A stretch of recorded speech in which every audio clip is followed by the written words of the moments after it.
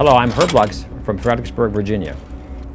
I think there's just several things that we could do to help take our country back, and it would really address, quite frankly, any subject matter that ever comes up before Congress or any other legislative body or the people as a whole.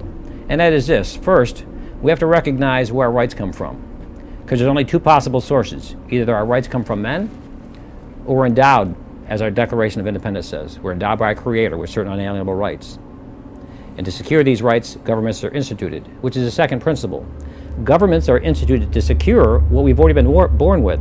Men don't give us our rights. And I think right now we're suffering in the idea that men do give us our rights. There are some think they, just because they get together and they have the numbers to do it, then they're allowed to. But see, the third principle kind of straightens that all out for us, because just powers come from the consent of the governed. That is you and I, we the people. They don't have any more authority than what you and I delegate to them. For example, if we can't do it ourselves, it's an impossibility to delegate it to somebody else. We just can't do that. We don't have the authority to do it. Unfortunately, what's taking place right now throughout our country, whether it's local, whether it's on the state level, whether it's on the federal level, they're doing the same thing. The people fail to understand, those in positions of authority, fail to understand that our rights come from our God, our Creator. We're endowed with those rights, and men legitimately can't take them away.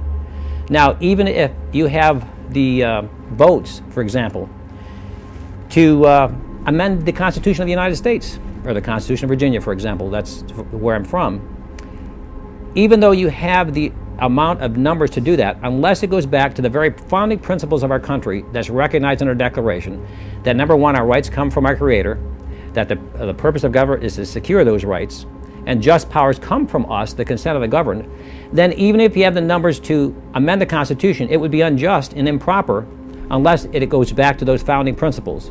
So people talk about the Constitution. In fact, the American Patriots Committee, which I'm the president and founder of, which we created May of 2008, which requires anybody to take a course on the Constitution that's going to run for office or take a test and prove their competence.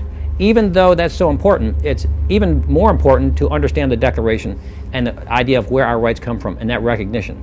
So right now, we lack that understanding, us as people and those that we put in office. So it's up to us to help educate people. I'm trying to do that through the American Patriots Committee, which is a political action committee here in Virginia. So since 2008, I've been actively involved with that committee.